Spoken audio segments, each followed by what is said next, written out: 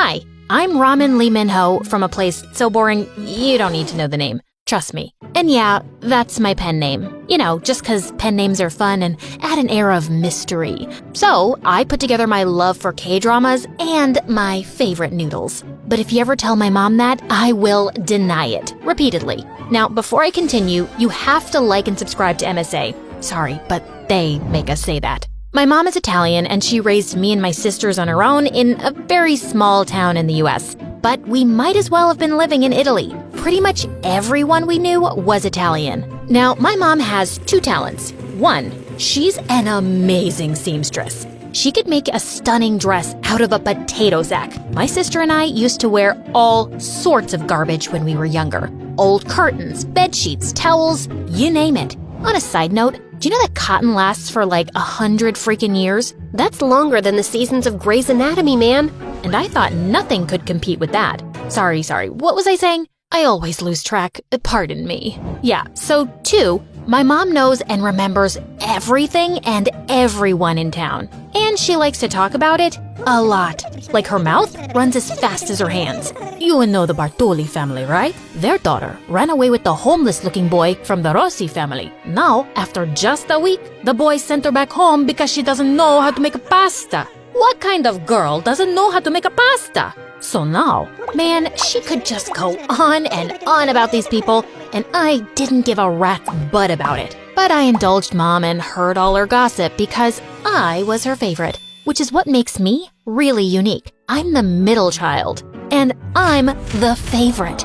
Yeah, you heard me, an unheard of phenomenon, but you'll see why. My sister Bella is 2 years older than me, and it's not hard to see why she isn't the favorite. She's like the opposite of everything a firstborn is supposed to be. Lazy, whiny, irresponsible, and dumb as a button. Actually, buttons are quite useful, but you get the point. Like on her 9th birthday, she got a $50 note from her aunt, and I convinced her to exchange it with me for $21 notes. She was so happy she had so much money, and I was $30 richer. Also, I often got compliments on my rosy skin, which really bothered her. So one day, I let her in on my secret. Mom's been doing something special with me for years, and now I'll share it with you. You have to make a paste of baby powder, milk, crushed daisies, and a few tablespoons of mud. You know, so you don't get pale like a ghost. And then you put it on your face for an hour, but you have to sit really still while it dries, otherwise you'll get wrinkles. And oh, you can only do this between 4 to 5 in the afternoon because it's the golden hour.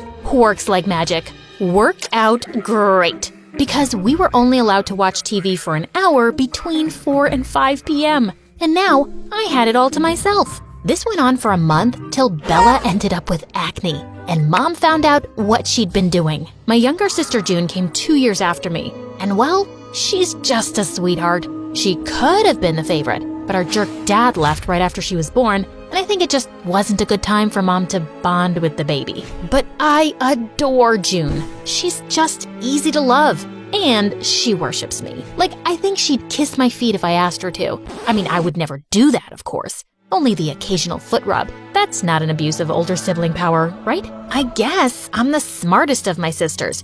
And it's not me saying it. My teachers say it, Mom says it, everyone says it. Look, this is a picture I colored when I was just 5. No, wait, 7? Okay, fine, 10. Just focus on the colors and not on my amazing nails, okay? But since you're wondering, June did the nail art. But what really got to Bella was when anyone said I was the prettiest. Like in 7th grade, Mom had come to our school for our parent-teacher meeting, and she met with my class teacher last, who couldn't stop gushing about me. What a blessing to have a child like beep. Oh, the year I had Bella in my class, it was so hard. That's when I started my blood pressure medication. But this one, she's such a marvel. And a beauty on top of that. Now, I'm not saying the other two are ugly, but they look more like you, and beep is more on her dad's side of the family with those delicate features, a bit like Cinderella and her stepsisters.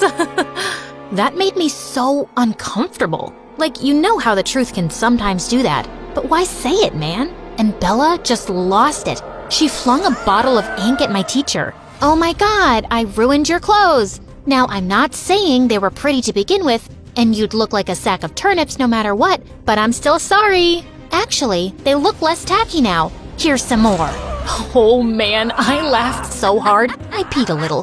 That was my fondest Bella memory ever. And yeah, there aren't many to choose from, but that one's pretty cool. Mom was really embarrassed though, and Bella got her reputation in town for being a little cray-cray. I honestly never cared that much about looks, but I understand why people are obsessed with being pretty. You get doors opened for you, someone will give you their place in a long line, offer to carry your stuff, or give up their umbrella for you and get soaked themselves. And sometimes you try to refuse, but people won't take no for an answer. Also, pretty people are almost seen as superhumans. I mean, think of some beautiful person, and then think about them burping or farting or pooping. You can't imagine it, right? Because how could someone that pretty do something so nasty and basic? No, they must poop litter.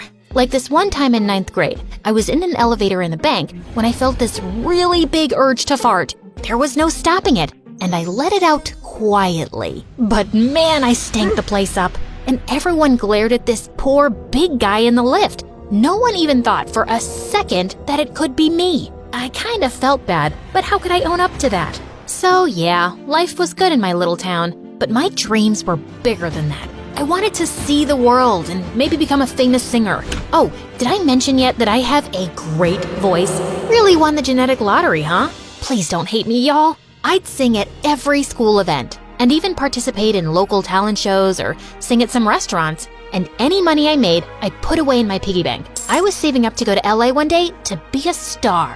But things took a wild turn in 11th grade. One day at breakfast, Mom was going through the mail when she nearly choked. Oh Lord, my prayers have been answered. Which ones? You pray a lot, Mom. Like seriously, God must be tired of you asking for so many things all the time. Will you just listen? You know our distant family friends, the Ricci family. Those really rich people? They once came to town 10 years ago and we went on a picnic with them. And that Mrs. Ricci kept trying to get my mother's lasagna recipe from me. But I told her it was going to me with my grave. And then she tried to get to the point, Mom. All right. Anyway, they have a son who's a year older than Bella. And she wrote to me saying that she wants to come and see my girls. And hopefully choose one to get married to him. Isn't that amazing? Mom, this is America, and it's 2022. No teenager gets married. Oh my God, it's all I ever wanted. I've always wanted to be Mrs. Richie Rich. Yes, 100 times yes.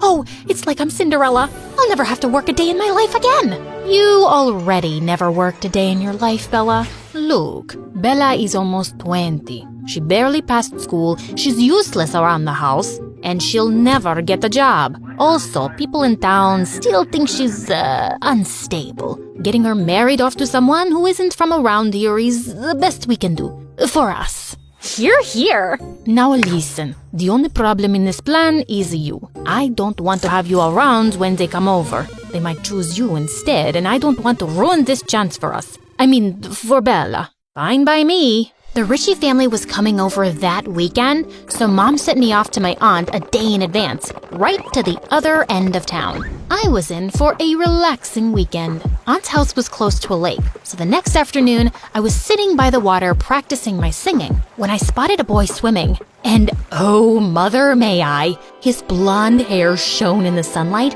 and the water rippled smoothly over his strong arms. Wow. Now, don't think I'm boy crazy. I find most guys annoying, actually. And who knew? Maybe this one was annoying too. But who minds a little eye candy? It's the only candy that's good for you. But suddenly, he let out a sound I've only ever heard a cow make in labor. A jellyfish bit me! He passed out and started sinking. I swam like a graceful mermaid towards him. Man, he weighed a ton. I managed to drag him to the shore and checked his heartbeat. Yeah, he was gonna live. And up close, he did look kind of annoying. You know, those boys who are too pretty and think the universe revolves around them? Yeah, he was definitely giving off those vibes. I thought I'd wait around till he came out of his beauty nap, so I started singing one of my original songs. You wanna hear about this girl who makes jealous witches hurl? She had beauty, she had brains, there was talent in her veins. Not that everyone was dumb, but the town made her numb. What? Stay here forever, that made her feel bummed. She knew that there was more, so much more to her life than the gossip and the small talk, being a dumb man's dumb wife.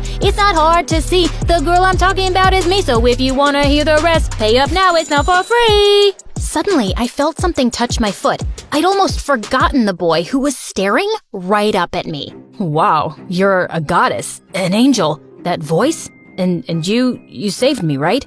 Yeah, but anyone would have done the same in my place. It's not special. Of course it's special. You saved my life. I think I'm in love with you. Aw, man. This boy was dumber than I'd thought.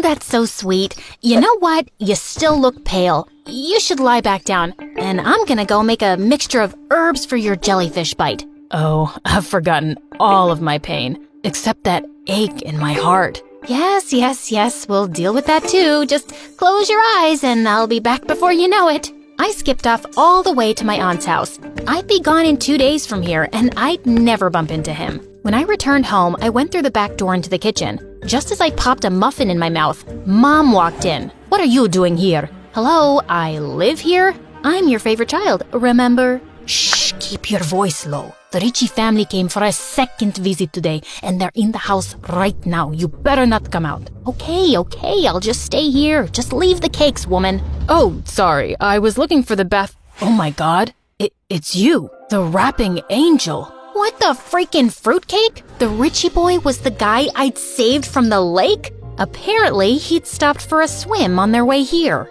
His name was Luca, and he told his parents he was in love with me, and he'd marry me or marry no one. Such a drama queen. He cried, Bella cried, his parents begged, Mom panicked, and she sent them away saying, "We need time to think." You really went out of your way for these guests, Mom. You never make pasta for me. And yum, I haven't had this pastry in ages. Will you please get serious for a minute? What are we going to do? About what, Mom? I'm not getting married, duh. You don't have to get married. It could just be an engagement till you know him better. Okay, fine. Just be his girlfriend. It's too good a proposal to pass. And I wanted it for Bella, but if it's not happening for her, you have to accept it. Before I could reply, Bella came flying at me. You stupid witch! I'm not letting you get away with this. Gosh, Bella, have you gained weight?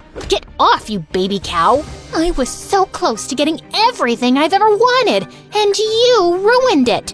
I didn't do anything, and Luca is an idiot. Don't say that. He and I are perfect for each other. You're actually just reinforcing my point.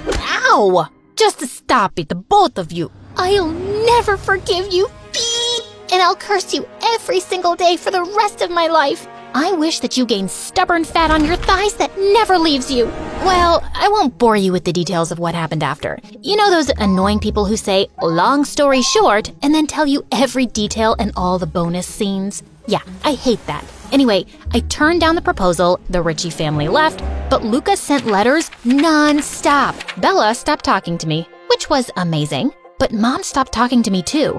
And then a month later, she got really sick. I ended up using all my savings for her treatment, and somehow, she emotionally blackmailed me into agreeing to date Luca. See, with great favoritism comes great responsibility. Mom favored me all her life, and as her perfect child, I felt the responsibility to make her happy now. Really, it's not easy being me. Of course, Bella was furious, and after she gave all my clothes to the neighborhood dogs, she started muttering things under her breath whenever she saw me. Gosh, so immature. Thankfully, Luca lived very far away and we just talked on the phone. But he called so much that eventually I made June take his calls and say,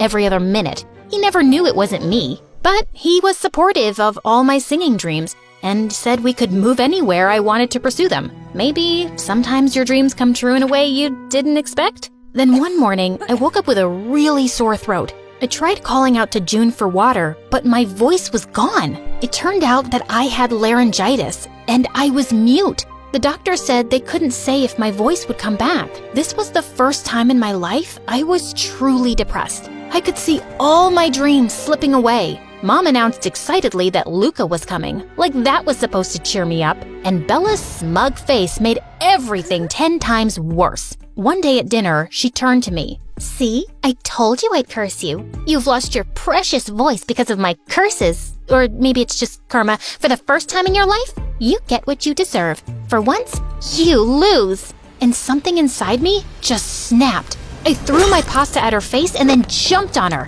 It took June and Mom some serious effort to save her miserable butt. Later that night, I was crying angry tears in my room when June slipped in. "You know it's not Bella's curses, right?"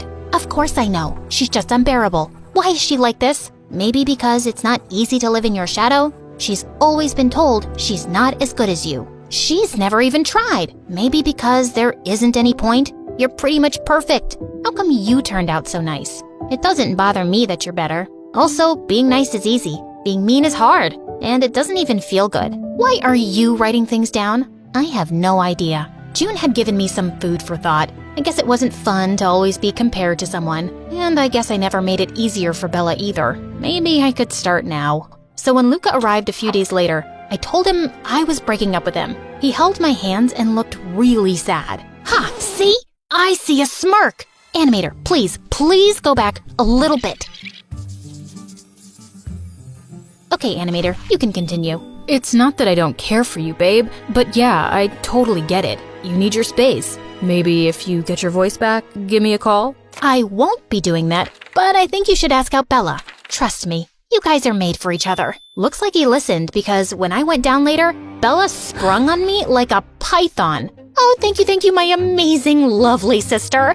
I'll start a prayer circle for you tomorrow and you'll get your voice back in no time. You'll see. Now let's kiss and make up, but only in the air because I don't want to ruin my lipstick." Bella and Luca got married a month later and she left. And that is my favorite Bella memory, watching her leave. One evening, it was just me and June, and I was sipping tea when I spilled some on myself. Ow! June and I looked at each other in shock. I tried speaking a bit more, and I could. My voice wasn't totally normal yet, but it was coming back. We both started crying and dancing around for joy. My voice did recover completely, and I was able to sing again. But I felt a bit different. I felt more appreciative of the things I'd taken for granted. And June was wrong. Being nice was freaking hard. Much easier to be selfish. But I wanted to be nicer, and I really tried. A few months later on my birthday, Mom and June surprised me with a ticket to LA. "The American Idol auditions are happening there next week, and you deserve this chance, love."